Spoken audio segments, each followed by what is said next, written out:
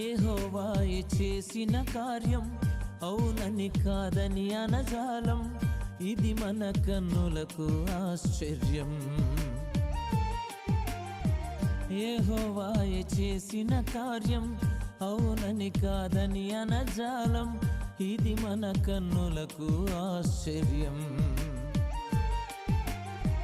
ప్రయత్నాలు సఫలము చేసి అనుగ్రహము వీరిపై చూపి సమ్మతి కలిగించిన దేవా స్తోత్రం.